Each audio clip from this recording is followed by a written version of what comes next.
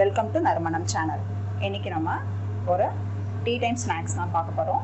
Potato spice rolls. அதுக்கு என்ன தேவைன்னா, நான் 2 மீடியம் சைஸ் உருளைக்கிழங்கு வேக வச்சு மசிச்சு வச்சுருக்கேன். அதோடு சேர்த்து பிசையறதுக்கு ஒரு 1/2 கப் கோதுமை மாவு, ஒரு 1/2 ஸ்பூன் சோம்பு தட்டி வச்சுருக்கேங்க. சோம்பை தூள் பண்ணியிருக்கேன். காரம் நம்ம இஷ்டம்தான்.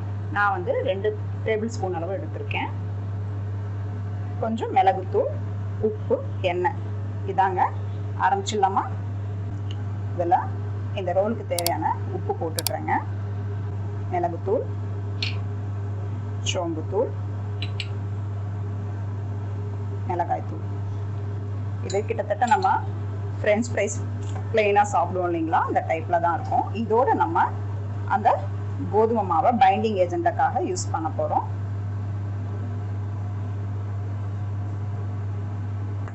தண்ணி தேவைப்பட்டால் பார்த்து சேர்த்துக்கோங்க.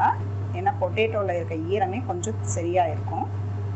பாருங்கள், இந்த மாதிரி நம்ம சப்பாத்தி மாவு மாதிரி அந்த கோதுமை மாவையும் சேர்த்து உருட்டியாச்சு. தண்ணி எனக்கு தேவைப்படலை.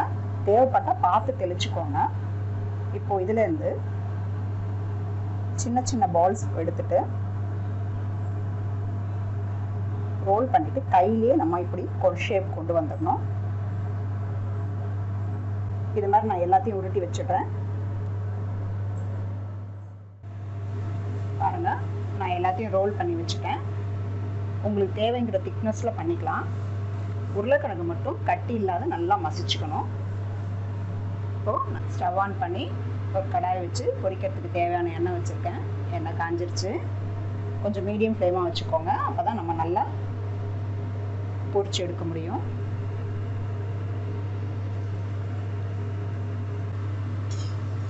பாருங்கள், ஃப்ளேமை நல்லா குறைச்சி, அதாவது கிட்டத்தட்ட மீடியம்க்கு கொஞ்சம் கம்மியாக வச்சு பொரிச்சு எடுத்திங்கன்னா இந்த கலரில் நம்ம எடுக்கலாம். நான் மீதி இருக்கிறது மொத்தத்தையும் பொரிச்சிடுறேன். ஃப்ரெண்ட்ஸ், இதோ நம்ம பொட்டேட்டோ ஸ்பைஸ் ரோல்ஸ் ரெடி ஆயிடுச்சு. குழந்தைங்களுக்கு இந்த மாதிரி கொஞ்சம் மாற்றி மாற்றி செஞ்சு கொடுத்தோம்னா இன்ட்ரெஸ்ட்டாக சாப்பிடுவாங்க. நீங்களும் ட்ரை பண்ணி பாருங்கள். ட்ரை பண்ணி பார்த்துட்டு பிடிச்சிருந்தா லைக் பண்ணுங்கள், கமெண்ட் பண்ணுங்கள், ஷேர் பண்ணுங்கள். எங்கள் நறுமணம் சேனலுக்கு சப்ஸ்கிரைப் பண்ணுங்கள். Thank you for watching.